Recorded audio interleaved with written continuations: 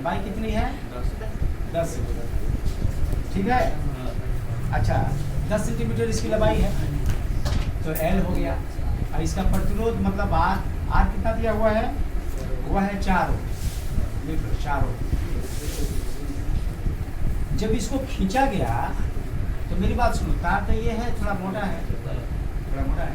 जब इसको खींचोगे तो लंबाई इसकी ऐसे हो जाएगी, पतली हो जाएगी। तो इसका लंबाई हो गया 20 सेंटीमीटर, डबल हो गया।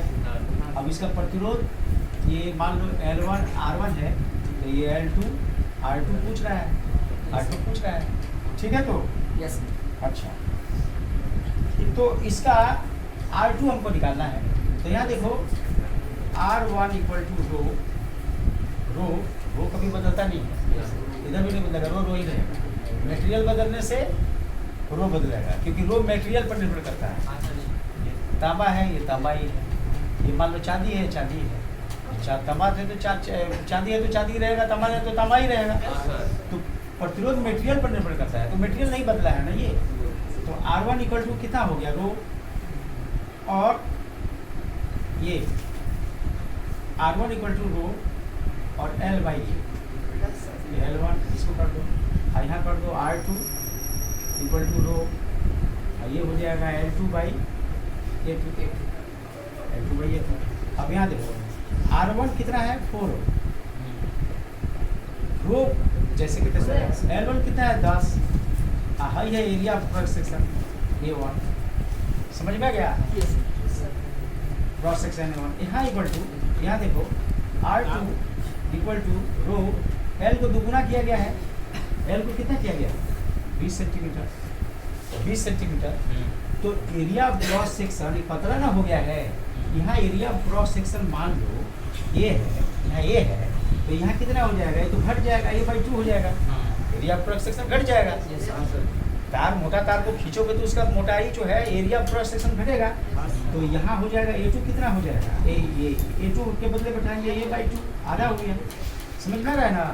तो यहाँ देखो R2 पूछ रहा है, अब रो का मान यहाँ बैठा दो, रो का मान कैसे निकलेगा, देखो 4M 10 आ जाएगा नीचे, ये चला जाएगा ऊपर इक्वल टू रो, इसी रो तो कभी बदलता नहीं है, इस रो का मान यहाँ पुट कर दो, यहाँ कितना हो जाएगा 4M और 4 इंटू A बटा 10 इंटू वही 20 रहेगा ना, हाँ सर 20 रहेगा, I2 देखे 2 बटा ये कर दो, ये 2 है, अरे भाई इसको पलट दिया तो ये से कट जाएगा तो 0 से 0 काट दो, तो R2 का मान कितना हो जाएगा 4 गुना 8 गुना 16 16 हो।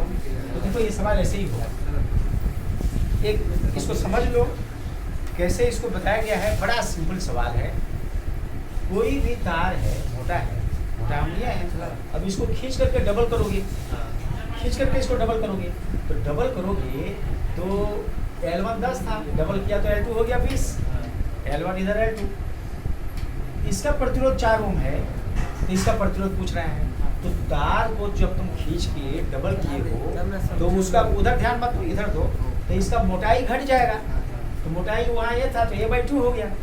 तो फार्मूला सिंपल है, R1 equal to rho L1 by A, ये तो एरिया ऑफ क्रॉस सेक्शन है, इसको यही मानते हैं। यहाँ R2 equal to row L2 by A2 किए हैं, तो A2 किए हैं तो हम क्या किए हैं कि इसके बदले 4 ओम दिया हुआ है और रो यहाँ है, इसके बदले 10 दिया हुआ है, ये 10 है, ले 10 दिया हुआ है, नीचे में रो का मान हम निकालते हैं, रो का मान निकालना है या पुट करना है।